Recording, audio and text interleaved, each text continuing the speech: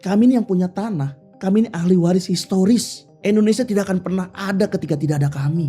17 Agustus 1945 ini proklamasi. Indonesia belum ada. Dan Cirebon merdeka lebih awal 15 Agustus 1945 tidak ikut Soekarno. Karena para raja sultan hari ini dilemahkan secara politik. Haknya. Berarti Sultan masih merasa bahwa setiap kesultanan di Nusantara memiliki hak atas wilayah yang mereka kuasai sejak lama. Betul. Kami bukan hanya memikirkan hidup kami bagaimana, tapi kami memikirkan rakyat kami hari ini. Indonesia berdiri bukan dengan proklamasi, tapi dengan deklarasi. Tanah-tanah di Nusantara yang dipakai Indonesia, tanahnya siapa? Karena dalam konstitusi Indonesia nggak punya tanah. Jadi di Nusantara ini tidak ada tanah yang tidak bertuan.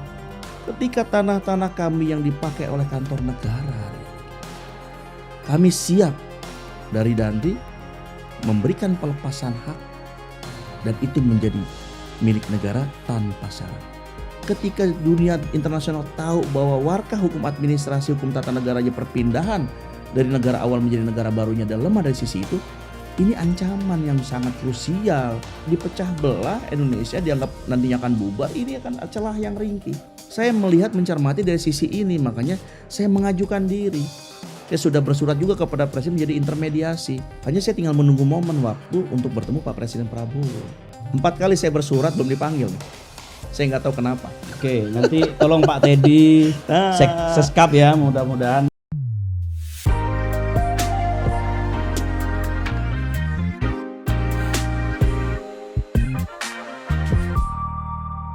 Dan hari ini teman-teman, seperti yang kita janjikan sebelumnya bahwa di edisi sebelumnya kita sudah berbicara terkait dengan bagaimana dimensi terkait dengan Kesultanan Nusantara.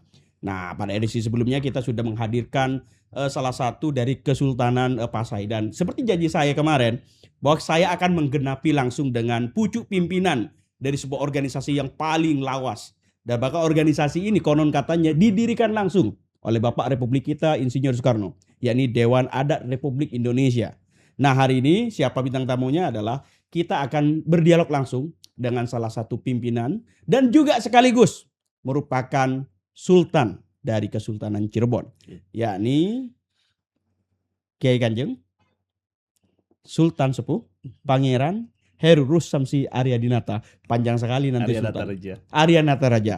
Berarti kita akan panggilnya Sultan tuh lebih enaknya Pak? Mama Sultan atau Pangeran? Bahasa akrabnya Mama Sultan aja. Mama Sultan. Oke. Mama Sultan, selamat datang di podcast kita. Baik, terima kasih. Ini perdana dan sekaligus kita berbangga hati karena sudah datang dari pucuk pimpinan dari Dewan Adat Republik Indonesia. Saya tidak menyangka bahwa PRC harus berhadapan langsung dengan Sultan besar. Ya mungkin kita tidak menyangka juga nanti kita dialognya harus lebih tegas dan lebih banyak sejarah pastinya ya. Sultan, bagaimana kehidupan Kesultanan Indonesia hari ini? Kita mulai dulu dari Sultan Cirebon dulu. Ya, memang dalam sejarah kerajaan kesultanan sampai hari ini, kalau dibilang bagaimana kehidupannya, ya semua mempunyai permasalahan internal. Wabil khusus Cirebon. Cirebon setelah oleh kolonial terpecah ya menjadi 2, Kasepuan dengan Kanoman, dan juga di Kasepuan terjadi sebuah kudeta keluarga di mana turunan dari Marga Aryana Tarja ataupun Sultan Sepuh 3 ini harus keluar dari keraton 235 tahun lamanya. Kan begitu. Sampai akhirnya 2021 muncul saya dan saya dinobatkan oleh para Zirah menjadi seorang sultan. Dan ini pun terjadi konflik-konflik di daerah lainnya ya. Konflik sesama internal. Nah, internal turunan, tetapi kalau di Kasepuan ini konfliknya itu bukan antar internal, tetapi antara Trah yang Zuriah asli dengan yang turunan Snok-Horgronya. Gitu. Bentar. Snok-Horgronya orientalis Belanda. Betul. Nama ini tidak asing kalau teman-teman kaji tentang sejarah Indonesia. Betul. Peran beliau yang hampir nulis tentang Islam 4 jilid. Nah, itu kalau Sultan Samudra Pasir nyebut Snok-Horgronya tuh paling keram itu. Bentar Sultan. Ya. Kenapa peran Snok itu bisa masuk ke Sultan Cirebon? Karena waktu itu ketika Snok-Horgronya ini sudah menghancurkan sistem pemerintahan di Kesultanan Samudra Pasai ya, Hmm. dengan sistem adu domba. Karena kan gini, Belanda ketika masuk ke Nusantara untuk mengajak perang terbuka ini, mereka tidak akan pernah sanggup. Kenapa demikian? Karena negara Belanda jumlah tentaranya diukur dengan kekuatan Nusantara tidak sebanding. Jadi Ya, kalau ya. mereka mengajak perang terbuka terhadap Nusantara, ini tidak akan mungkin menang, kan begitu. Akhirnya mereka melakukan konspirasi, bersepakat bersama elit global untuk masuk seolah berbisnis. Ternyata di kekuatan Nusantara dulu Belanda itu masuk di tanah Aceh dan melihat ada satu kekuatan besar, kok masyarakat waktu itu sangat loyalis sekali kepada sultannya, kan begitu. Dengan katakan masyarakat ini dengan Allahu Akbar siap mati. Ini agama apa? Kan begitu. Akhirnya didalami oleh Belanda ini, ternyata oh ini agama Islam. Akhirnya diutuslah Snokhorgronya ini. Dia ke Arab Saudi, lalu dia mempelajari agama Islam, lalu dia mendalami Al-Quran dan hadis, lalu dia menjadi seorang muslim. Merubah packagingnya beliau. Karena apa? Karena itu tadi, ketika katakan negara-negara awal berbentuk kesultanan ini secara syariat Islamnya, mereka sangat kuat. Dan jiwa korsanya, jiwa jihadnya ini sangat luar biasa. Bahwa raja itu atau sultan itu merupakan bagian dari kepemimpinan negara yang sangat dimuliakan dan sangat dihormati. Sehingga tidak bisa ditaklukkan ataupun dihasut begitu saja, apalagi mereka notabene masuk bukan sebagai seorang muslim. Akhirnya Snokhorgronya masuk sebagai packaging yang berbeda. Begitu masuk ke Aceh, belum dia memperkenalkan diri karena sudah melihat sosok pakai gamis ulama, masyarakat telunjuk cium tangan. Di situ mungkin dia berpikir bahwa ini saya bisa tundukkan kan gitu kan. Oh, dia bisa copy paste apa Copy. yang terjadi di Iya. Aceh dengan di Jawa. Iya, jadi ternyata ketika dia sistem dikawinkan para turunan-turunan bangsawan, dia mulai melakukan konspirasi dari dalam. Pangeran dengan pangeran beribut karena urusan tanah, urusan hasil bumi segala macam. Dia bikinlah seperti konflik seperti itu. Ketika Aceh berhasil, dia hancurkan, dia coba masuk di Jawa. Di Jawa dia masuk Banten nggak bisa, karena masih Kesultanan Banten sangat kuat. Dia masuk Cirebon tidak kuat, tapi tidak bisa masuk juga karena kuat. Dia cari titik terlemahnya. Dia masuk ke wilayah Galuh. Oke. Karena Galuh waktu itu Islam belum besar. Karena Kesultanan Cirebon kan alurnya Pajajaran. Pajajaran, Galuh Pakuan notabene belum muslim. Masih kepercayaan. Disitulah coba masuk dan mencari titik lemahnya kekuatan Islam di situ. Berhasillah menikahi ya salah satu putri Taib, atau kalau sekarang itu yang penghulu lah yang biasa nikahin. Dia nikah di sana ya dengan dalih bahwa dia seorang ulama. Nah, lahirlah putranya ya. Ternyata istrinya Snokhorgronya ini ada hubungan gitu dengan adik kakak yang ada salah satu turunan dari Ki Muda yang mengkudeta Keraton Kasepuhan itu. Itu kakeknya atau neneknya Raharjo Jali yang mengaku sultan juga di sana. Jadi ketika Alexander ini lahir, nah ibunya meninggal 1 tahun ini, maka Alexander ini masuklah ke Keraton Kasepuhan. Diambil anak oleh Sultan Sepuh 11, kakeknya Raharjo Jali di sana. Nah, lalu hubungannya dengan peristiwa kudeta abad 18 Matangaji itu apa? Nah, itulah konspirasi Belanda.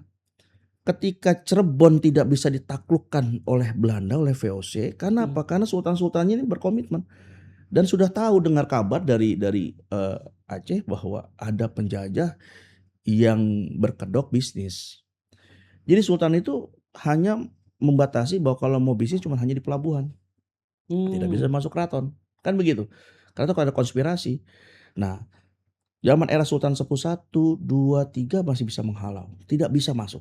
Nah, ketika Sultan Sepuh 4 inilah merupakan membuka hubungan lah. Mungkin beliau pikir bahwa tidak ada salahnya ketika mereka mau kenal kita, berhubungan kan. Akhirnya terjadilah di situ komunikasi. Nah, melihat lemah ini, Belanda ini melihat kalau Belanda itu dalam sejarah kita tulis ketika dia melakukan memporak-porandakan kerajaan kesultanan itu, ataupun kasarnya mereka membunuh, itu mereka tidak mau dengan tangannya. Dia pasti melakukan tangan yang lain. maka dia ciptakanlah itu.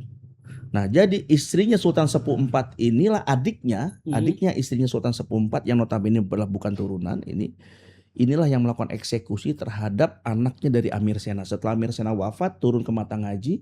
Nah, Matangaji inilah 16 tahun memimpin jadi sultan, dikudeta oleh abdi dalamnya yang namanya Ki Muda atau Sultan Hasanuddin, yang akhirnya karena jasanya diberikanlah pangku tahta di Keraton Kasepuhan menjadi Sultan Sepuh VI. Jadi sebelum Matangaji terbunuh, ada wangsit terhadap Ki Muda.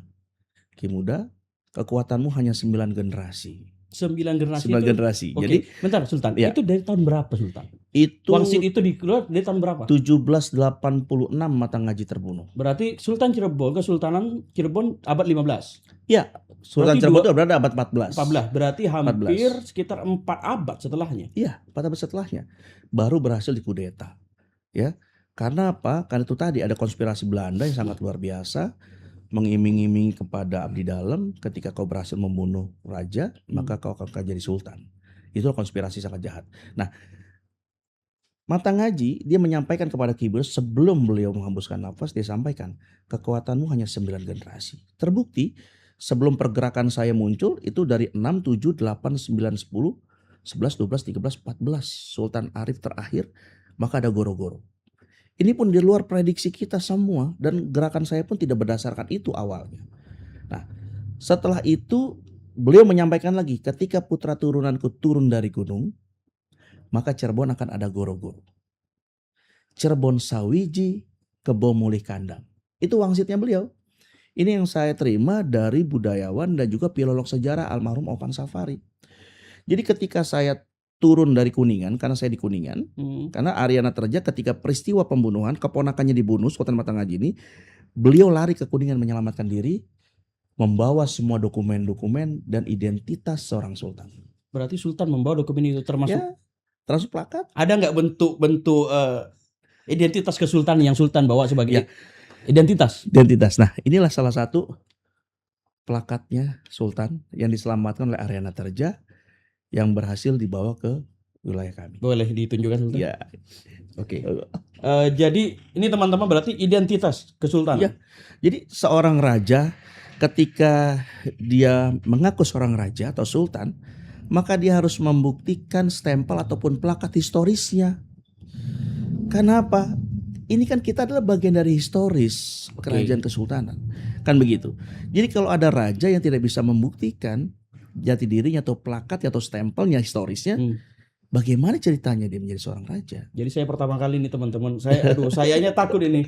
Ini identitas kesultanan yang diwariskan hampir berabad-abad Sultan. Betul. Dan hari ini saya pegang ini, bayangkan ini hampir berabad-abad saya pegang identitas kesultanan. Berarti Sultan seluruh Nusantara punya identitas semacam ini Sultan. Yang asli itu punya, yang ahli waris seorang raja dan sultan terdahulu historis itu mereka pasti punya. Tidak mungkin tidak ada. Karena ketika kita lihat negara-negara yang hari ini berbentuk monarki, berbentuk kerajaan, pasti mereka mempunyai stempel historisnya ataupun plakat historisnya. Mungkin kalau Bang Melki suka lihat film Cina, suka menunjukkan saya adalah raja dan utusan raja. Ada kunjungan dari dinasti mana dia langsung menunjukkan ini plakat saya. Betul. Dan seperti ini itu. Sultan bawa kemana-mana sebagai. Ya, betul. Jadi setiap saya kemana pun saya bawa menunjukkan bahwa saya sultan. Ada nggak nama khusus ini Sultan? Biasanya kan kalau Korea ada aja nama ini. Ada nggak nama keramatnya lah kira-kira? Simbol ini adalah simbol Wijaya Kusuma. Simbol Wijaya Kusuma. Betul. Ini di seluruh pusaka-pusaka Cirebon yang asli, Mataram itu simbolnya seperti ini. Jadi hampir kesultanan di Jawa mirip seperti Sultan. Iya, karena semuanya ada kerabat. Oke. Kerabat kalau kita tarik secara nasab semuanya ini merupakan bagian dari keluarga besar Nusantara. Oke. Begitu. Saya takut. Jadi ini dari Kesultanan Cirebon, di atasnya Pajajaran, Galuh Pakuan, dan Mataram kuno. Ini turun terus. Ini benar saya agak sedikit ngeri sedap Sultan. Maaf Sultan. Sultan. Iya. Tapi maaf saya taruh dulu. Agak ngeri juga kita. Sultan, kita lanjutkan lagi. Kita masuk kepada ini kan sejarahnya Sultan sudah mulai bongkar, mulai publik sudah mulai agak ditegaskan lah. Jadi tarikan dari nasab ke bawah Sultan sudah jabarkan. Lah hari ini Sultan kita sudah merdeka, Ya. ya kita sudah berada di skema politik nasional dan bangsa, Betul. negara dan bangsa disebut Republik Indonesia. Betul. Sultan hari ini merasa nggak bahwa pihak kesultanan merasa bahwa adanya Republik Indonesia itu sebetulnya adalah kemodernan dari cara pandang kebangsaan, atau memang negara belum memahami cara pandang kesultanan? Ya. Sebenarnya dengan adanya NKRI, ya, Negara Kesatuan Republik Indonesia, ini kita rangkai dulu. Negara Kesatuan Republik Indonesia. Oke. Kesatuan ini terdiri dari apa nih? Terdiri dari negara-negara awal yang berbentuk kerajaan kesultanan. Indonesia ini kan bukan sebuah negara penjajah yang masuk ke Nusantara, menjajah dan menang. Itu harus kita sepakatin dulu. Indonesia ini adalah sebuah simbol pergerakan, ya, yang dipimpin oleh Presiden RI pertama kita Insinyur Soekarno, ya, lalu menyepakati bersama bangsa-bangsa yang lain atau suku-suku yang lain dengan pemuda, ini menjadi satu ikrar kebersamaan perjuangan dengan nama Indonesia. Karena kalau semua perjuangan ini tidak menyeragamkan dalam bentuk perjuangannya, bingung. Satu bendera Cirebon, Samudra Pasai, nanti Ternate. Kalau mau nyerang nih mana lawan mana musuh. Kalau benderanya beda-beda. Oke.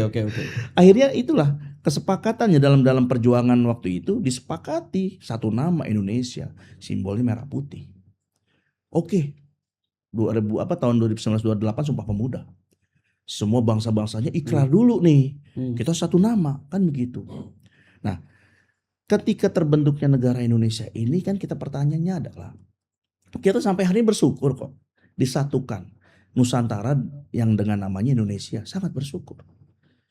Tetapi kalau kita melihat bahwa apakah Sultan sudah mendapatkan haknya, hari ini kami tidak mendapatkan hak apapun. Oke, mungkin Sultan bisa bertegas. Ya. Hak yang paling dasar orang banyak tidak tahu, yang tidak didapatkan oleh kesultanan. Hak hidup. Hak hidup? Hak hidup, hak waris kami tidak dapat sampai hari ini. Oke, bentar Sultan. Hak hidup ini dalam artian bahwa ada semacam harus kontribusi dari negara atau bagaimana Sultan? Betul. Sekarang yang disebut mantan pejuang ataupun disebut perintis kemerdekaan Republik Indonesia sangat dimuliakan oleh negara. Ada makam pahlawan. Kemudian, bahkan sampai tunjangannya pun dipikirkan. Ya, veteran lah ya. Mungkin ya. Dengan kepresnya, tunjangan dipikirkan. Itu yang disebut veteran yang hari ini di Taman Makam Pahlawan. Ini kan yang gugur di era 47-49 agresi militer Belanda. Baru 2 tahun kurang lebih 2 atau 3 tahun berjuang dan gugur dijadikan pahlawan. Tapi bagaimana yang 350 tahun sampai 1445 yang mempertahankan wilayah Nusantara dan tidak ada satu penjajah pun yang berani mengatakan merdeka di tanah Nusantara, yang berkorban jutaan jiwa. Raja Sultan sebagai pemegang mandatorit wilayah, sebagai pemegang kedaulatan, sebagai negara monarki yang berdaulat, hari itu sudah dicabik-cabik oleh penjajah dan sudah gugur para pangeran dan radennya. Apakah ada penghargaan? Apakah dipikirkan tunjangannya? Sampai hari ini pertanyaan saya, apakah kami tidak berhak hidup, Bang Melki? Oke. Kami ini masih punya keluarga, masih punya zuriyah. Bahkan masyarakat kami hari ini masih menempel kepada kami. Bagaimana mereka ini mempunyai juga penghidupan dan jaminan kesejahteraan dalam kehidupannya. Jadi hari ini saya bukan berbicara tentang ontreng-ontreng budaya nih. Ini kalau bisa dibilang curhatan terpendam. Ya. Kalau Sultan dulu kan curhatnya ke penasehat. Nah, hari ini Sultan curhat di podcast. Betul. Jadi dalam arti gini loh. Sekarang tanah-tanah di Nusantara yang dipakai Indonesia, tanahnya siapa? Lalu ketika katakan Indonesia menjadi negara, apakah sudah final secara hukum administrasi dan hukum tata negaranya? Atau dalam pemikiran simpelnya, apakah sudah dengan cara yang baik, dengan pelepasan hak yang baik? Sebentar Sultan, berarti Sultan masih merasa bahwa setiap kesultanan di Nusantara memiliki hak atas wilayah yang mereka kuasai sejak lama? Betul. masih memiliki haknya. Jadi di Nusantara ini tidak ada tanah yang tidak bertuan. Kalau Pak Menteri menyampaikan bahwa banyak tanah terlantar, ini terlantar bagaimana? Karena para raja sultan hari ini dilemahkan secara politik, haknya. Padahal raja sultan ini mereka mempunyai kewajiban. Kami diangkat menjadi seorang raja, resikonya bukan ketangkap KPK Bang Melki. Bukan resikonya diperiksa oleh BPK atau inspektorat. Tetapi pertanggungjawaban kami kepada Tuhan dan para leluhur kami. Kalau di Cirebon resikonya sebagai seorang sultan buta, tuli, bisu, lumpuh, mati. Secara spiritualnya kami takut. Karena kami sangat memegang syariat Islam sekali. Karena apa?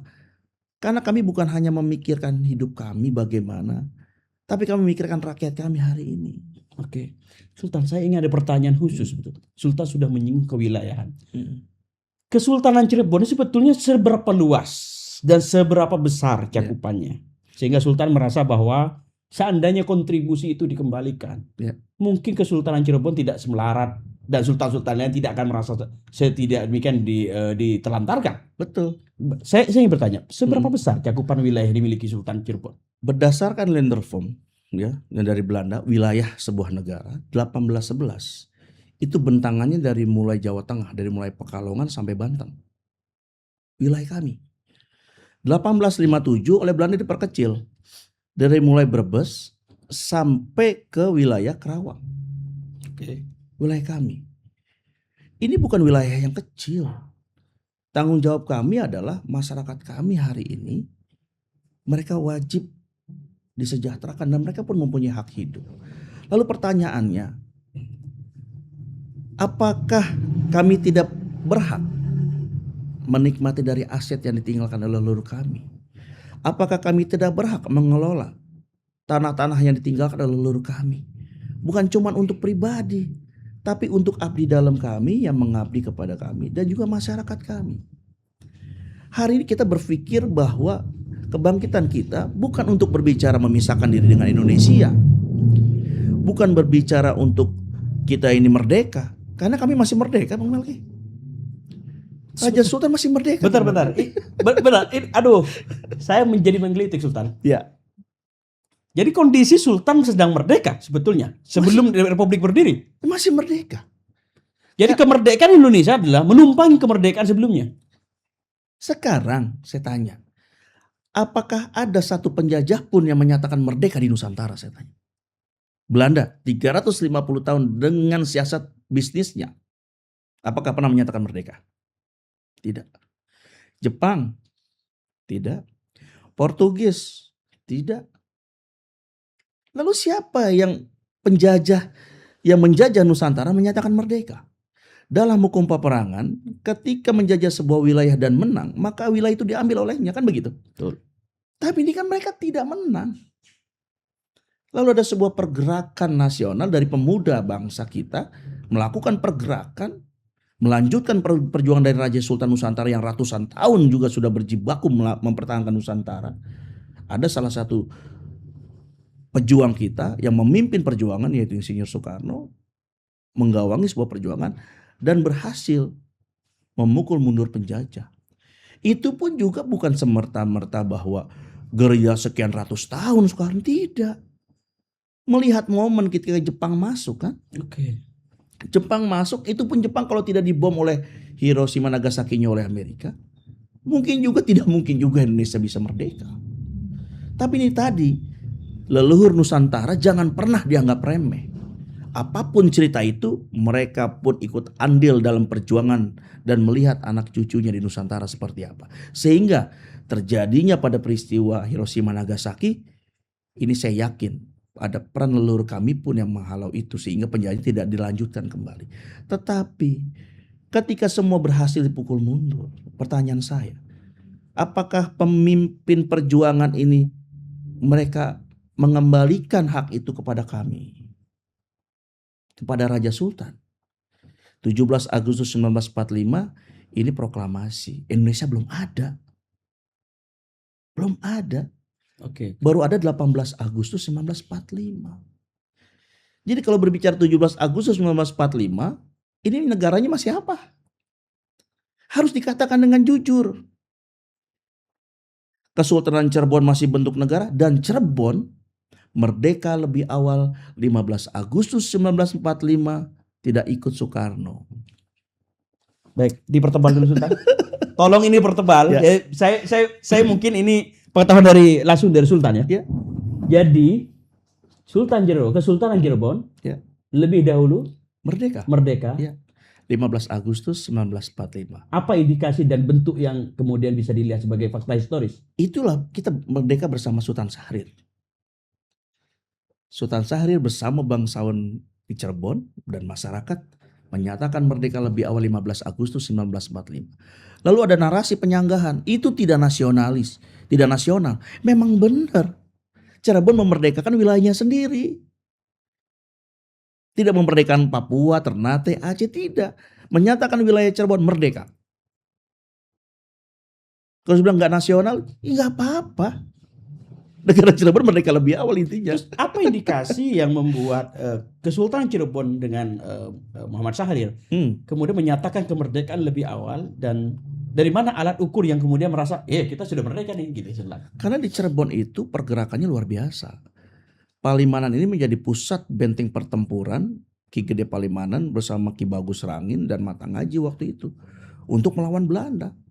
Pergerakan sengit dari kerajaan ini masih ada di Cirebon. Sultan Syahrir melihat itu sebuah pergerakan yang militan. Jadi Sultan Syahrir hadir ke Cirebon. Hadir di Cirebon Dan ikut menyatakan bersama kemerdekaan. Bahwa merdekanya lebih dulu 15 Agustus. Itu yang membuat Soekarno marah terhadap Sultan Syahrir. Oke. Ini fakta historis yang saya tidak dapat di buku. Jadi saya akan bold ini. Jadi Sultan, maaf, kita kembali ke topik di mana wilayah Sultan bilang dari awal disinggung oleh Sultan. Mama Sultan bilang bahwa ada warisan wilayah yang hari ini coba dilupakan, dihapus dari kepemilikan, lebih tepatnya. Kemudian ada alat ukur skala yang diperkecil dari momentum lebih awal, kemudian momentum Belanda yang mulai dari Karawang hingga kemudian Jawa Tengah sebagian. Nah sekarang begini Sultan, kalau kemudian Sultan ingin mengembalikan aset, ini kan sebetulnya ingin mengembalikan aset. Bagaimana kemudian Sultan melihat bahwa ada nggak kemungkinan bahwa Sultan akan mengajak resistensi terhadap pemerintah, bahwa ada semacam satu blok ulang atau kocok ulang, kemungkinan ulang bahwa tanah ini kembali lagi ke hak kesultanan? Sebenarnya sampai hari ini tanah itu masih milik kami, Bang Melki. Oke. Bukan milik Indonesia. Jadi mungkin ada dokumen yang Sultan bawa. Jadi begini, ada. Jadi dalam arti gini, kita berbicara dengan regulasi hukum saja. Oke. Ya. Ketika berpindahnya sebuah negara, dari negara awal menjadi negara baru, apa yang harus diselesaikan? Kan gitu. Kita berbicara ke belakang mengenai terbentuknya negara Indonesia. Ada namanya BPUPKI yang didudukan 61 orang. Pertanyaan saya simpel, 61 orang ini semuanya pemilik atau orang politik perjuangan? Kan rajanya dan situ terlihat cuma Sultan Al-Qadri dan juga Hamengkubuwono. Kan begitu. Lalu ketika katakan dianggap ini mewakili raja-raja Nusantara, bagaimana teknis raja-raja yang lain memberikan kuasanya kepada Sultan Al-Qadri dan Hamengkubuwono? Kita bicara Cirebon saja. Apakah Cirebon memberikan surat kuasa kepada Hamengkubuwono dan juga Sultan Al-Qadri? Dulu belum ada WA Group kan? Tidak sekarang. Bagaimana? Maksud saya bagaimana itu tersosialisasikan? Ya kan? Aceh pun bagaimana? Ketika katakan ini tiba-tiba sepakat menjadi sebuah negara, harusnya Indonesia berdiri bukan dengan proklamasi tapi dengan deklarasi. Jadi Sultan coba dijelaskan, apa perbedaan proklamasi dan deklarasi? Proklamasi kan cuma hanya orang pergerakan saat itu yang menyatakan merdeka. Indonesia merdeka, padahal yang merdeka Nusantara. Indonesia belum ada. Jadi kalau dibilang Indonesia merdeka, yang mana Indonesia tanahnya? Syarat sebuah negara, ada sebuah wilayah. Ada rakyatnya. Ada hukum yang berlaku. Ada pengakuan. Kesultanan Cirebon ketika ditanya Kesultanan Aceh, mereka pasti mengakui, iya ada negara Kesultanan Cirebon. Begitu juga sebaliknya, ada Kesultanan Samudra Pasai. Ada Kesultanan Ternate. Kami saling mengakui. Tapi Indonesia, apakah hari itu oleh raja-raja, oleh negara-negara awal berbentuk kerajaan kesultanan, sudah disepakati menjadi negara. Lalu bagaimana proses peralihannya? Pertanyaan yang keduanya. Ya kan? Sekarang kalau kita berbicara rumah, Bung Melki ini punya rumah, lalu Bung Melki sibuk mendesain interior. Nanti kalau saya beli rumah ini nanti kita pasang kanopi. Nanti kalau kita bisa beli kursi kita taruh di sini. Kalau kita beli TV taruh di sini. Lalu istri Bung Melki nanya, rumahnya udah beres belum surat-suratnya? Belum. Ngapain mikirin tata ruang, mikirin dekor segala macam kalau tanahnya belum beres. Hari ini pertanyaannya adalah, apakah Indonesia ini secara hukum administrasi, hukum tata negara sudah final? Ini ada masalah. Makanya kami muncul ini bukan untuk melemahkan. Kami berbicara kepada para petinggi negara. Saya sampaikan kepada Presiden RI ke-7 Pak Joko Widodo di rumah beliau dan juga pada Pak Wapres. Saya tidak minta anggaran budaya hari ini. Saya tidak berbicara tentang bantuan negara hari ini. Karena sejognya kami ini kaya. Kami masih mempunyai aset yang sampai hari ini hak kami itu diatur, dilindungi oleh undang-undang. Jadi kami bukan berbicara semena-mena bahwa kami ini adalah mentang-mentang dulu kerajaan kesultanan, hari ini kita menunjukkan bahwa ini adalah punya saya. Undang-undang ngatur kok Bang Melki. Undang-Undang Dasar 1945 pasal 18B ayat 2. Iya, betul. UPA 60 pasal 3 dan 5. PP 224 tahun 61 pasal 4 ayat 1. PP 18 2021 pasal 98 ayat 2. Permen ATR BP nomor 14 tahun 2024. Semua mengatur tentang hak tanah ulayat dan tanah adat kami. Tetapi dalam praktek negaranya ini bagaikan jurang yang dalam. Sekarang saya mau tanya, BPN itu sebagai apa hari ini fungsinya? Hanya lembaga administrasi negara yang mengesahkan tanah, bukan pemilik tanah. Bagaimana ketika BPN berpikir pemilik tanah kok status kantornya hak pakai? Cuman pakai. Kalau bicara cuman pakai, cuman hak pakai, berarti ada yang punya. Siapa yang punya? Katakan dong dengan tegas. Bukan Belanda, bukannya Denles. Ketika penjajah sudah dipukul mundur, maka apapun bentuk perjanjian yang dilakukan oleh Belanda terhadap Nusantara batal secara hukum. Kenapa? Karena mereka adalah penjajah. Ini harusnya Perponing Egendom gak berlaku. Kenapa? Karena produk penjajah. Dan ini ternyata peraturan itu masih dipakai nggak detik itu? Hari ini masih ada kok yang tadi saya sebutkan. Iya. Masih ada.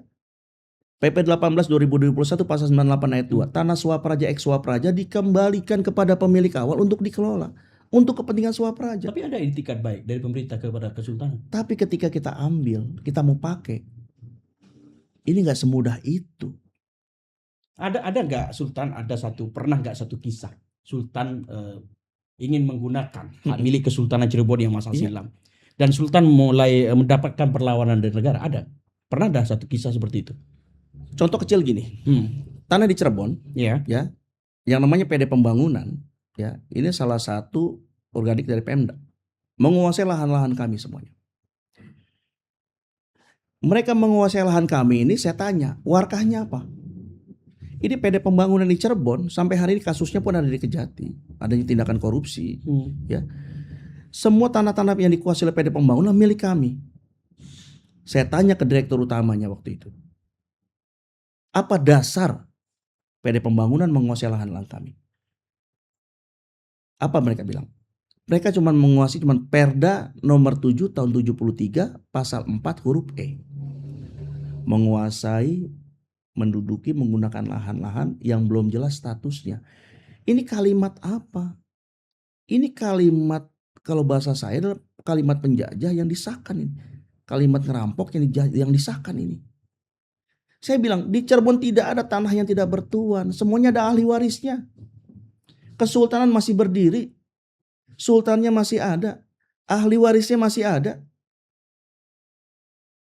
Lalu ditunjukkan warkah. Warkahnya apa yang mereka pegang?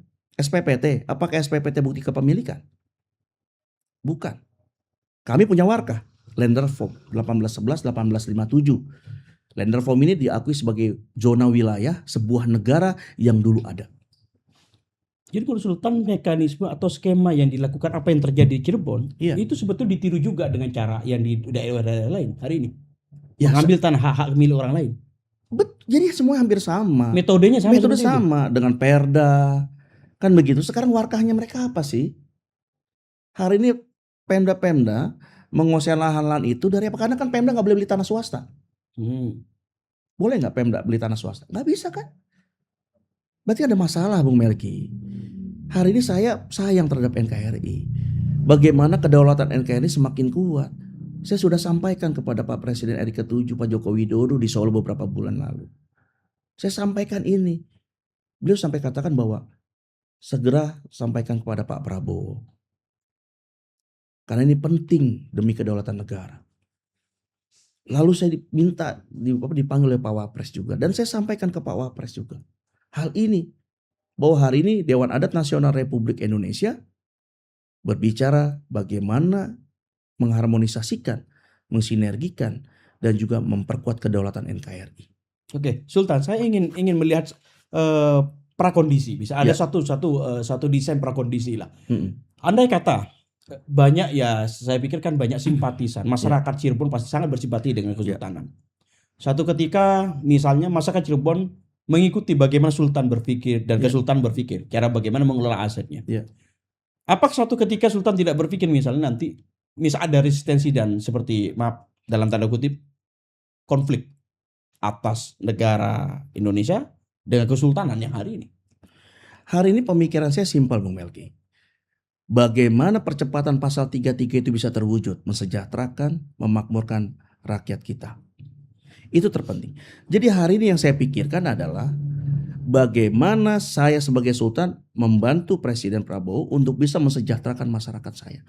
Aset kami ada, tanah kami ada. Contoh begini, tanah-tanah kami yang dikuasai oleh PD Pembangunan dan Pemda yang berbentuk sawah, Bung Melki, itu disewakan kepada masyarakat. 30 juta, 40 juta, nilainya luar biasa.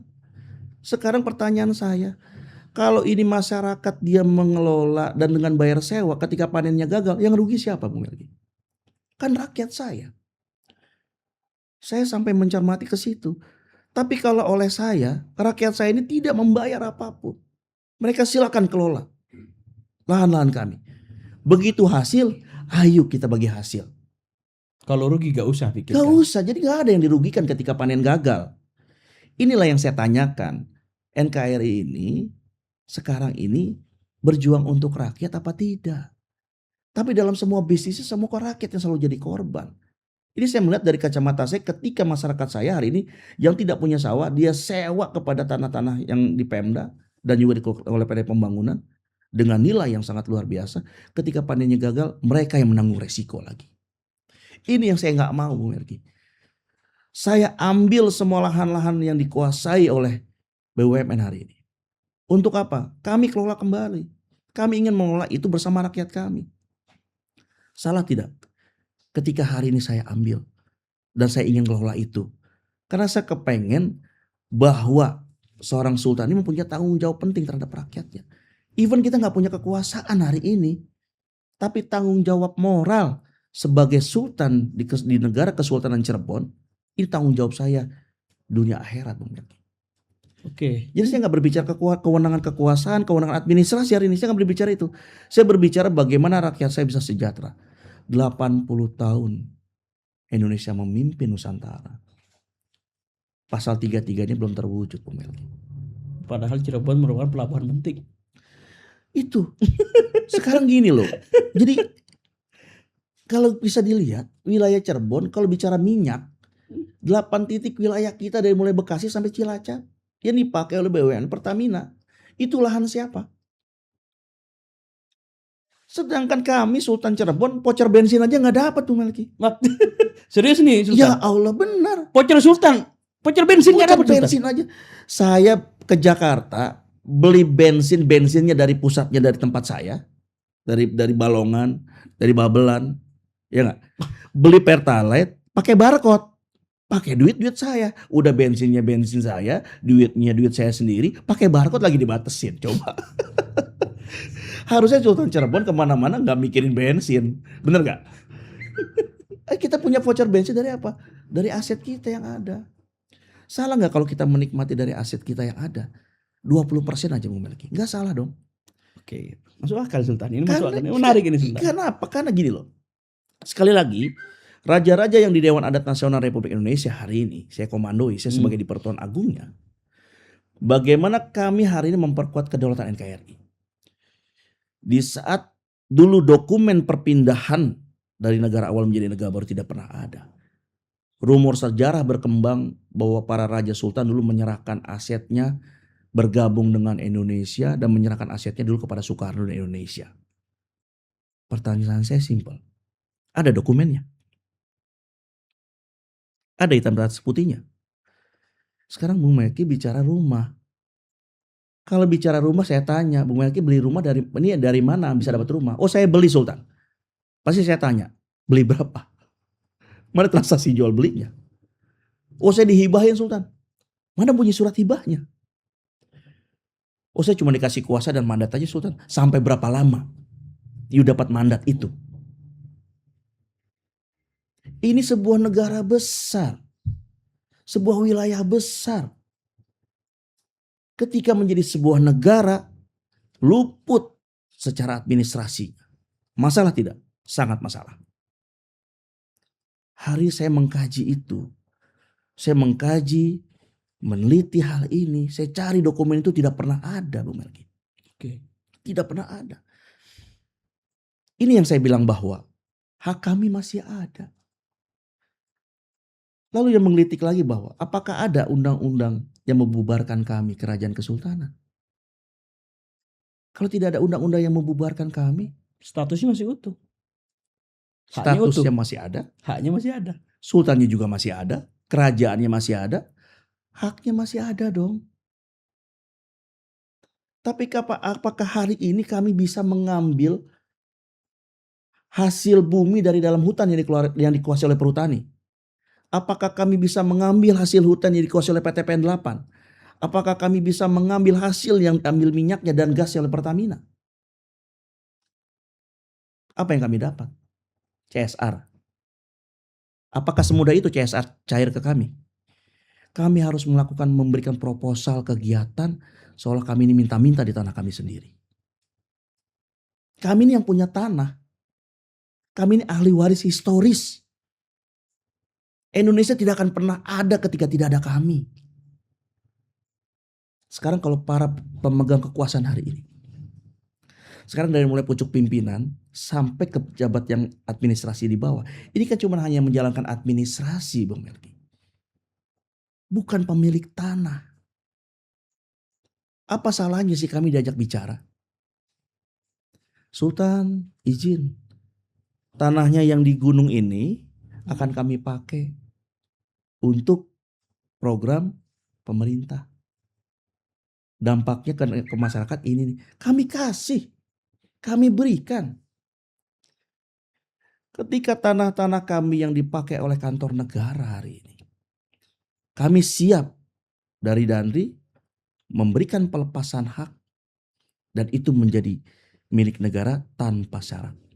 Jadi memang Danri lewat Sultan nanti Ya. dan sultan-sultan yang lain dari seluruh Nusantara Betul. akan memberikan hak untuk bangunan itu seperti bagaimana kontribusi kerajaan untuk negara. Betul. Itu menandakan bahwa kita hari ini masih cinta terhadap NKRI. Jadi jangan pernah kami dianggap negatif. Dengan munculnya Raja Sultan seolah ingin makar. Kami nggak bisa dibilang makar, Bung Melki. Kenapa demikian? Yang numpang di atas tanah kami siapa? Oke. Kalau negara dalam negara masih tetap ada nggak kalau begitu? Karena kita belum dibubarin negara awalnya, benar? Betul. Jadi negara baru ini ada di atas negara siapa? Negara Republik Indonesia berada di dalam negara Kesultanan Cirebon. Negara Republik Indonesia berada di dalam Kesultanan Samudra Pasai. Negara Indonesia berada di dalam Kerajaan Goa. Kan itu yang terjadi hari ini. Tapi secara politiknya kami ini dilemahkan padahal hak kami ada. Ingat, jangan sampai Indonesia kena karma. Oke, Sultan, saya ingin bertanya kembali. Ya. Ini status mungkin lebih ke internal lah Ya. sebetulnya.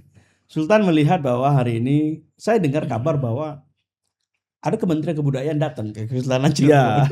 Ini kabar Oke. yang ya sebetulnya mirip-mirip dengan yang kabar-kabar di Iya, iya. Kesultanan yang lain Betul, kan. betul. Kemudian jadi aset ya Iya, kan. iya. Kemudian kayaknya pengelolaannya nanti lebih kepada pemerintah. Nah, Ya. Sultan sebagai hak yang memiliki lah Iya. landasan historis, fakta historis dan sebagainya. Iya.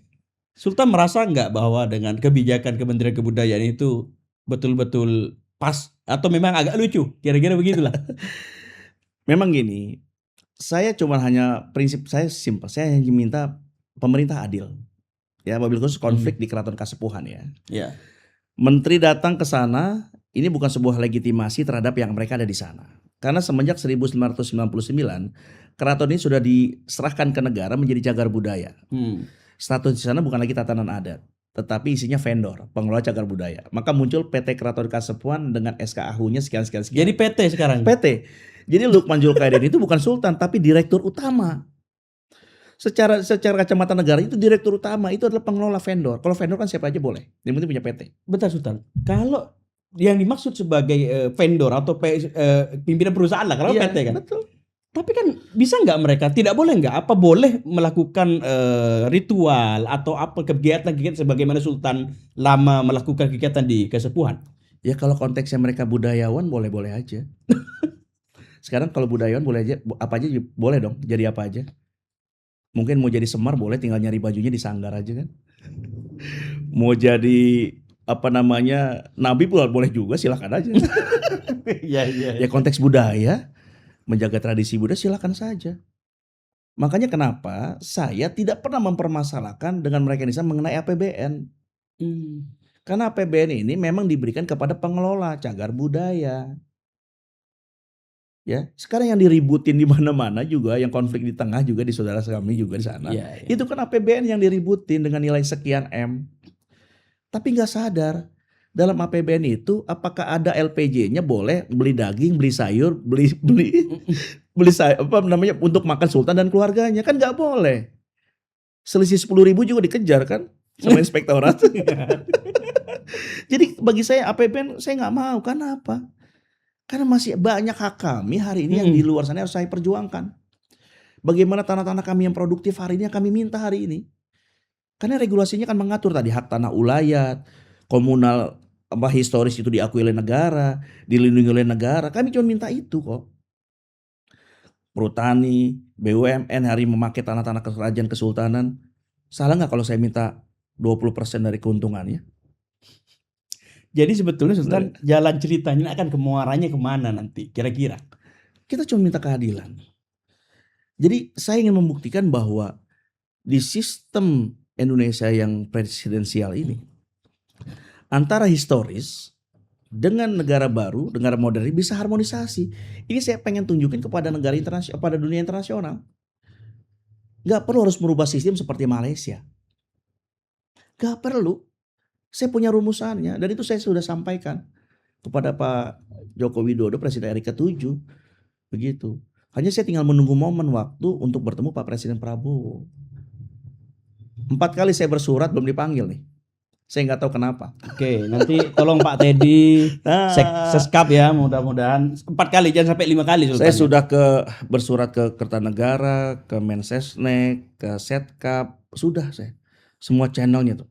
Kan staf sus saya ini kan Raden Sandi Tumiwa, pastinya Pak Prabowo dengan ring satunya nih sudah kenal beliau. Ya. Ya nggak. Beliau ini relawan nomor satunya yang bergerak waktu itu Pilpres kemarin kan begitu. Sudah berkomunikasi semua. Tapi saya nggak tahu Pak Presidennya dijagain terus. Padahal ada konteks yang penting. Hari kita berbicara bukan Sultan minta anggaran budaya. Bukan Sultan minta duit revitalisasi keraton. Tetapi hari ini saya berbicara tentang kedaulatan NKRI yang harus kita selamatkan. Karena bahaya. Karena ada satu jurisprudensi Bung Melki. Kerajaan Nurlete melakukan Kerajaan Nurlete di Ambon di wilayah timur. Itu melakukan gugatan terhadap tanah-tanah yang dikuasai oleh pemerintah. Itu sudah putusan MA-nya sudah ingkrah. Itu dengan perponding dari Ratu Helmi, hanya perponding bukan Landervogt. Itu sudah menang. Ingkrah. Itu apa yang dieksekusinya? Satu, markas Brimob di Ambon. Kedua, kantor PUPR, Kementerian PUPR, kantor Kementerian Agama, lalu duta besar Australia yang ada di sana. Itu rungkat tanahnya semua dimenangkan oleh Raja Nurleti. Terus ada pihak bilang, tapi kan nggak bisa eksekusi. Gimana mau eksekusi, nggak punya duit? Raja-raja hari ini di Nusantara itu sebenarnya kaya. Sultan-sultan itu kaya, Sultan Cirebon, Sultan Aceh kaya. Karena kita direndahkan sama gara-gara Sultan Andara ya. Karena kaya jadi Sultan Andara disebut Sultan. Jadi bahasa Sultan jadi mainan terus gitu loh ya. Padahal kami ini kaya gitu, lebih kaya dari Sultan Andara nih. Gitu loh. Kalau bicara kami punya minyak, kami punya gunung, kami punya gunung kapur, gunung batu yang dieksploitasi luar biasa. Ada tambang emas segala macam, batu bara, raja-raja kaya semua kok. Seandainya saja haknya dikasih kepada raja, mereka hidup. Sultan, saya ingin ada hal yang sebetulnya ingin saya sampaikan. Saya lupa di awal ini Sultan. Ya. Kehadiran Danri sebetulnya ini awal saya lupa ini pertegas ke Sultan. Oke. Danri ini sebetulnya apakah bagian dari romansa historis untuk menunjukkan kehadiran dan keberadaan? Ya. Atau memang ada tujuan yang spesifik tentang keberadaan Danri? Ya. Danri itu awalnya itu namanya Perintis Kemerdekaan Republik Indonesia atau PKRI. Didirikan dari tahun 64 oleh pendiri bangsa itu Insinyur Soekarno. Ya. Entah apa tujuannya waktu itu saya nggak paham ya, karena saya belum sempat bertemu dengan beliau. Jadi kalau saya lihat bahwa Perintis Kemerdekaan Republik Indonesia atau disebut Dewan Adat Nasional Republik Indonesia ini dibentuk untuk tempat kumpulnya para stakeholder. Ya. Kenapa? Karena saya lihat Insinyur Soekarno ini dalam politiknya itu bagaimana Raja Sultan tetap diakomodir. Untuk ketika dari utusan golongan ini dikeluarkan, nah PKRI ini diharapkan bisa menampung semuanya. Tetapi tidak berjalan dengan baik. Lalu turun kepada ketua yang kedua yaitu Jenderal Yusuf Wewengkang. Sama tidak berjalan dengan baik. Yang ketiga itu Raja Pulau Buru, almarhum, juga tidak berjalan dengan baik. Nah yang keempat saya, kenapa kok ketuanya ini baru 4? Karena jabatan di Dan RI atau di PKRI ini adalah seumur hidup. Seperti jabatan para raja, seumur hidup. Jadi kalau wafat baru diganti. Jadi saya pikir ini luar biasa tanggung jawabnya kan begitu. Lalu saya melihat begini Bung Melki. Kenapa sih raja-raja kenapa nggak nuntutnya dari dulu sih? Ya, harusnya dari awal dong. Oke. Nah, ini karena saya mengkaji meneliti ada apa masalahnya sebenarnya. Semua organisasi yang mengaku kerajaan kesultanan ya, itu banyak sekali dong. Ada 200 lebih organisasi yang mengaku adalah organisasi kerajaan kesultanan Nusantara. Di Danri itu ada berapa anggota Sultan? Di Danri kurang lebihnya ada 40. Dan sekarang lagi proses verifikasi baru 10. Jadi Raja Sultan bisa diverifikasi oleh negara sekarang. Jadi gini, secara konteks hukum ketika objeknya ini diakui berada dan ada tanah ulayatnya, tanah bekas kerajaan kesultanan diakui ada dan dilindungi oleh undang-undang, maka subjeknya secara hukumnya harus kuat dong. Bagaimana secara subjek bisa menggugat objek ketika subjeknya tidak kuat? Iya, harusnya begitu dong. Tidak ada satu regulasi pun dari negara yang bisa mengangkat seorang raja dan mengesahkan raja dan sultan. Tapi dilalanya ada Permendagri nomor 73 tahun 2020 pasal 5 ayat 1C. Di mana gelar bangsawan, gelar adat, gelar akademik dapat disematkan di identitas KTP dan KK sebagai lengkap persyaratannya. Ini regulasinya bahwa kami bisa diverifikasi hari ini. Nah, Danri ini adalah lembaga negara yang didirikan oleh Bung Karno yang diperkuat dengan Kepres, kan gitu keberadaannya ini. Inilah yang membuat yang harusnya men-screening, memisahkan antara raja-raja yang asli dengan mereka yang budayawan ngaku raja. Terus metodenya apa Sultan yang dipakai? Ada metode khusus? Ada. Jadi kan gini, karena kami ini yang mengeluarkan rekomendasi. Contohnya saya membuat jurisprudensi bahwa saya ini di saat saya ingin verifikasi, pasti seorang raja itu dinobatkan, bukan menobatkan dirinya sendiri. Dinobatkan. Siapa yang menobatkan? Kedua, lalu dari sisi nasabnya, kan sebelum dinobatkan ini ada sebuah pengakuan sebagai bangsawan dulu. Sebelum dia jadi raja, kan dia diakui bangsawan dulu. Ya gak? Kan nggak mungkin juga pengakuan bangsawannya nggak tiba-tiba jadi raja. Ada pengakuan dulu dia sebagai bangsawan, turunan dari mana? Ada namanya kalau di Cirebon disebut babon keraton. Nasabnya. nasabnya, kan begitu. Nah, lalu dinobatkan. Ada yang menobatkan. Siapa yang menobatkan? Oh, para zuriyah, para pemangku adat menobatkan, kan gitu. Lalu yang ketiga, siapa yang hadir dalam yang menjadi saksi penobatan? Oh, ada masyarakat, ada zuriyah. Oh, dihadiri juga oleh raja-raja Nusantara. Oh, dihadiri juga dari pemerintahan. Oh, dari bupatinya datang, mantan bupatinya datang. Oh, dari dewannya datang, segala macam, dari unsur pemerintahan ada. Lalu ada yang namanya di situ berita sejamannya. Ketika pengangkatan ini diangkat di sebuah berita. Karena kan kalau cuma dokumen bisa dibikin mundur. Bisa Ya. ditulis ulang dong. Tapi kalau berita online bisa nggak dibikin mundur? Oke, jadi Sultan sebetulnya Danri ini fungsinya juga memverifikasi. Ya, jadi Danri hari ini sebenarnya membantu negara. Berat dong Sultan. Sangat berat. Karena apa? Kan itu tadi. Karena di kalangan raja-raja ada bahasanya senioritas juga. Oh, Nah, berarti gini, saya ini sudah lama jadi raja aja. Kenapa you baru diangkat kemarin jadi raja sudah verifikasi saya ataupun screening saya? Saya bilang, yang screening bukan saya. Negara yang memverifikasi. Yang memverifikasi, yang membantu mengeluarkan rekomendasi adalah lembaganya. Saya sebagai di Pertuan Agungnya kan, ketua raja-rajanya. Saya yang mengeluarkan surat rekomnya yang saya akan serahkan kepada Mendagri dan Dukcapil. Kan gitu. Ketika saya periksa dokumennya membantu negara nih, maka saya keluarkan rekomendasi bahwa yang bersangkutan layak disematkan sebagai gelar bangsawannya status raja dan atau sultan. Dengan gelar ini gelar adatnya. Dengan bukti terlampir. Dia melampirkan bukti kan? nasab dan sebagainya. Iya, ada semuanya. Saya berikan ke negara, diperiksa oleh negara, bukan saya. Ketika negara bilang sudah cukup, maka disematkanlah gelar di identitas warga negaranya. Sebagai raja, sultan. Ketika subjeknya sudah kuat secara hukum dan sudah diverifikasi negara, baru berbicara objek kan. Inilah yang hari ini saya membantu raja-raja sultan Nusantara semua ini bagaimana bisa mendapatkan haknya berkomunikasi terhadap negara. Negara juga jangan juga takut, jangan menganggap ini sebuah ancaman. Kami cuma hanya meminta hak kami saja.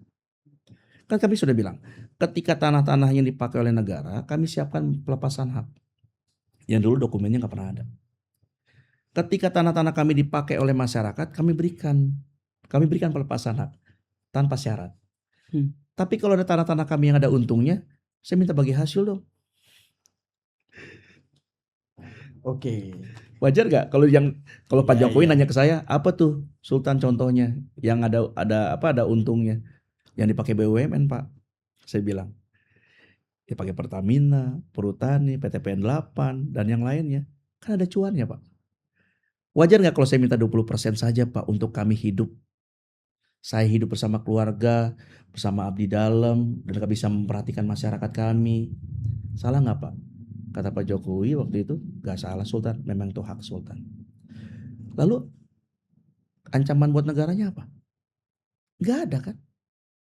Yang dipakai negara saya kasih tanpa syarat. Yang dipakai masyarakat kami kasih.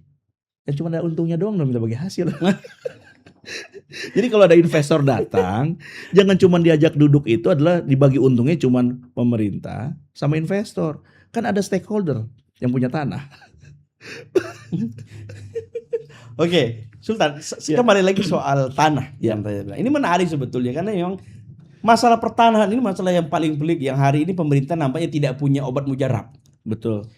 Setiap hari ada saja pengambilan lahan, land grabbing dan sebagainya, Sultan. Kemudian ya bisnis ekstraksi lah sebetulnya di daerah-daerah Kalimantan, Sulawesi, Sumatera. Sultan melihat tidak bagaimana perusahaan swasta mengambil alih kemudian merampas tanah dengan semena-mena kemudian. Padahal di situ mungkin ada kerajaan, ada kesultanan yang masih ada, duriannya masih ada gitu. Tapi Sultan melihat bahwa ini merupakan cara yang maaf tanda kutip label yang direstui negara. Atau mereka punya cara sendiri sebagaimana cara premanisme. Nah, inilah yang terjadi ketika alas dasarnya belum beres. Berbicara hak atas tanah apa aja sih? Ya kan warkahnya. Ada girik, ya kan? Ada kikitir, ada perponing, egendom, lalu SHM yang sekarang kan gitu, hak pakai, HGU, HGB. Ini kan bicara administrasi di atas tanah. Bicara aturan main di atas tanah. Makanya saya mau tanya tadi, Bu, tanah dasarnya, alas dasarnya udah bener belum? Sudah diberesin belum? Dari negara awal ke negara baru, perpindahannya secara hukum administrasi dan hukum tata negara sudah benar belum? Kalau belum, ayo kita benerin. Tidak bisa juga hari ini negara bilang ini dengan kekuasaan dengan bilang ini tanah milik negara. Warkahnya apa? Tanah negara begitu luas, ini harus kita maksimalkan, ini milik kita. Warkahnya apa kalau kami tanya? Kalau kepada masyarakat oke. Tapi dari kacamata kami, warkahnya apa? Karena dalam konstitusi Indonesia nggak punya tanah. Dalam Dan konstitusi konstitusi menyatakan tidak punya tanah. Indonesia tidak punya Tidak tanah. punya Sultan. tanah. Hanya menguasai dan mengelola saja. Ya buktinya kan istana negara aja hak pakai. Kantor kementerian hak pakai. Sampai ke kantor camat hak pakai. Bahkan ada yang tanah adat. Saya pernah berbicara waktu saya kunjungan ke daerah Wajo. Ya, Makassar. Saya ketemu dengan Kejari di situ. Obrolan santai saya bilang, Pak Kejari, saya mau tanya berapa tahun tugas di sini? Udah 16 tahun kurang lebihnya.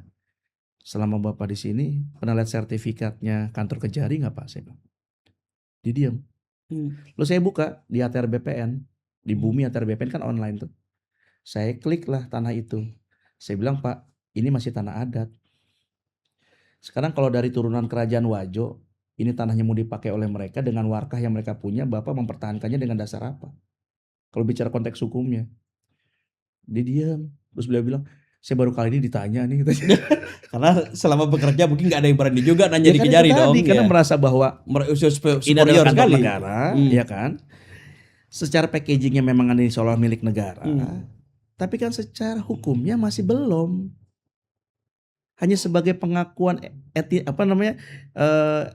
pengakuan sepihak bahwa ini adalah tanah negara. Tapi warkahnya apa? Masalah nggak? Masalah. Ini yang saya nggak mau. Ketika kantor negara penuh dengan kebimbangan dari status hak tanahnya. Makanya ayo kita beresin. Saya menawarkan nih bersama raja-raja yang sudah diverifikasi oleh negara, kami siap memperkuat kedaulatan NKRI. Kan berbicara tentang kedaulatan NKRI ini apa sih? Konteks apa yang harus dipersiapkan sih? Bukan seberapa banyak alustistanya.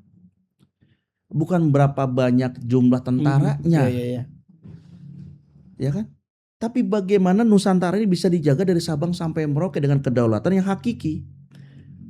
Indonesia mempunyai alas akarnya yang kuat. Ketika dunia internasional tahu bahwa Indonesia adalah sebuah negara, ketika dunia internasional tahu bahwa warkah hukum administrasi, hukum tata negaranya perpindahan dari negara awal menjadi negara barunya dan lemah dari sisi itu, ini ancaman yang sangat krusial. Bukan berbicara hari ini kita tanknya kita siapin berapa, pesawat tempur kita siapin berapa. Tapi ini ringkih. Dipecah belah Indonesia dianggap nantinya akan bubar, ini akan celah yang ringkih. Saya melihat mencermati dari sisi ini, makanya saya mengajukan diri. Saya sudah bersurat juga kepada Presiden menjadi intermediasi.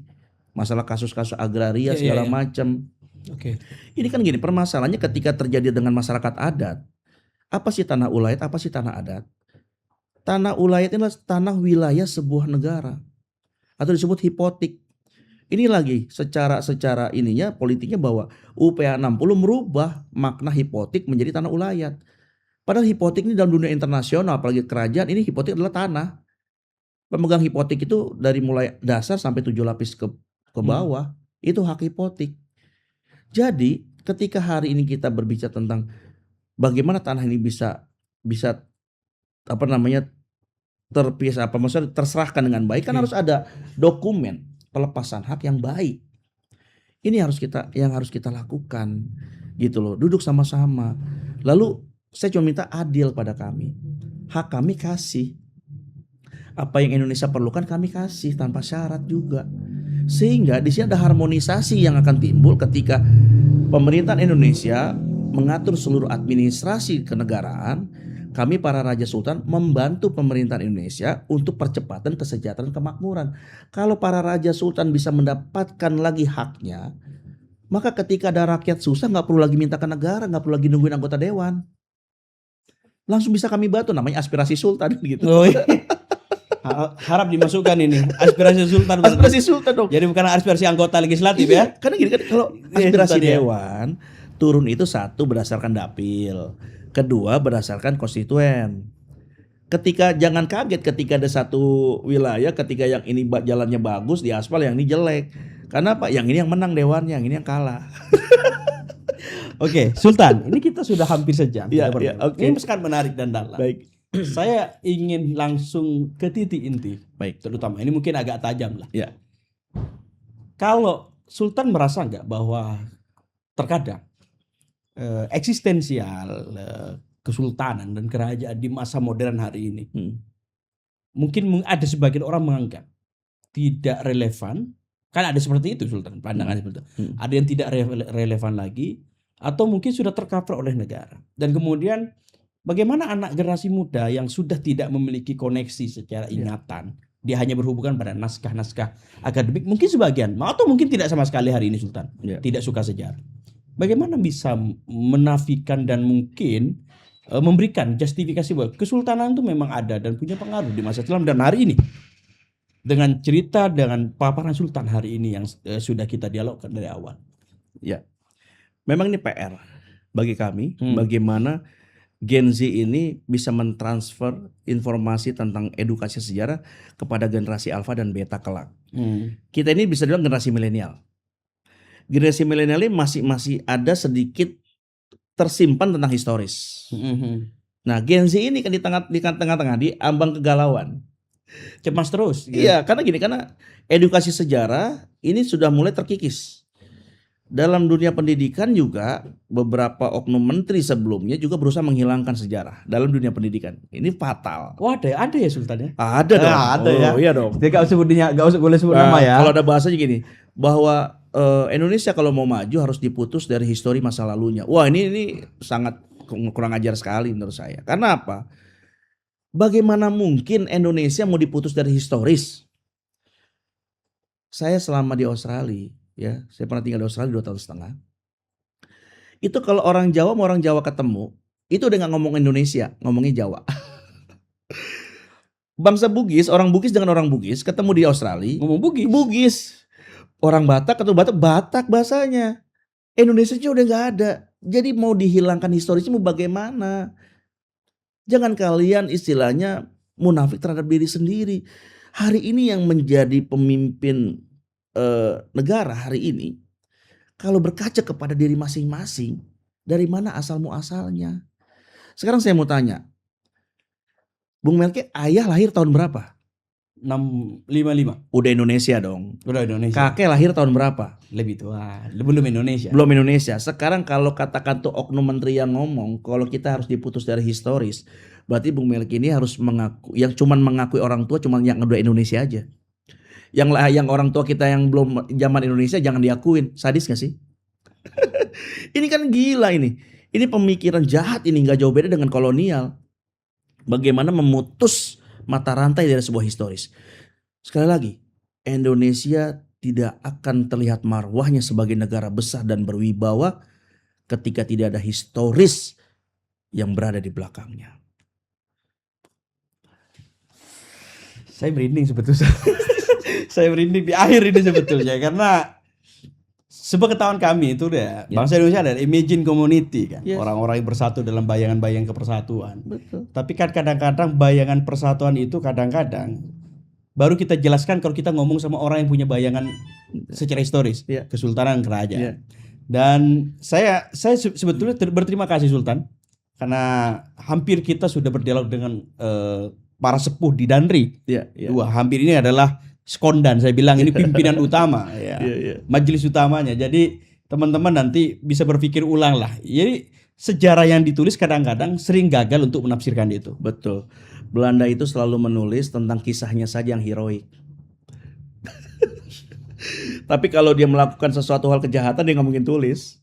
yang dilemparkan kepada pribumi yang melakukan kejahatan. Dan Sultan sudah menceritakan bagaimana busuknya Snok Hagronya Nah itu di Kesultanan Cirebon. dalam sejarah Belanda di Cirebon nggak pernah Belanda itu melakukan konspirasi jahat, melakukan pembunuhan terhadap Sultan, nggak pernah tertulis itu, mau di Leiden segala macam.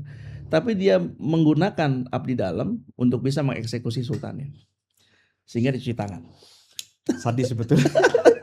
Sultan, sebetulnya Ya. saya banyak hal yang ingin Oke. kita bicara, tapi kita juga harus menyudahi dan mungkin kita bisa berdialog di off air aja. Baik. Jadi nanti saya mungkin berdiskusi, mungkin Sultan tadinya mau menunjukkan beberapa data teman-teman, tapi kan data-data sangat sensitif ya. Nanti teman-teman bisa datang ke Kesepuhan Cirebon Boleh. atau nanti datang ke kantor Danri. Di Ya. mana sih Sultan? Di saat ini kita di Mega Kuningan, Mega karena Kuningan. kantor asli kita ini di kantor perintis kemerdekaan Indonesia ini terbakar dan hari ini dipakai oleh Bakamla. Oke. Dan saya meminta kembali kepada Pak Presiden Prabowo agar Danri ini diberikan lagi gedung yang baru untuk kami bisa berkantor dan berkegiatan. Oke, mudah-mudahan. Ya, Amin. mudah-mudahan seperti itu. Ya, pada dasarnya bahwa Dewan Adat Nasional Republik Indonesia hari ini kita mengakomodir seluruh Raja Sultan yang memang mereka adalah ahli waris dan stakeholder. Bagaimana bisa harmonisasi dan bersinergitas dengan pemerintahan Indonesia untuk mengawal percepatan pasal 33 menuju kesejahteraan dan kemakmuran. Sekarang kalau rakyatnya makmur, masa Raja Sultannya nggak boleh makmur sih? Kan gitu. Oke, terima kasih Sultan. Oke. Mudah-mudahan nanti Sultan sudah datang ke studio kami, mungkin nanti tim PRC yang datang ke Danri bertemu Sultan. Baik. Saya ingin lihat naskah-naskah yang Sultan ceritakan. Baik. Banyak naskah yang tersembunyi dan mungkin tidak bisa dibukukan secara rinci. Betul. Dan mudah-mudahan Sultan bisa terbuka untuk kedatangan kami di suatu Pasti. hari nanti. Pasti. Terima kasih Sultan. Baik. Sudah datang, mudah-mudahan sehat selalu dan Amin. Danri Amin. mudah-mudahan tetap dengan prinsipnya dan cita-citanya. Amin. Assalamualaikum warahmatullahi taala wabarakatuh. Waalaikumsalam warahmatullahi wabarakatuh.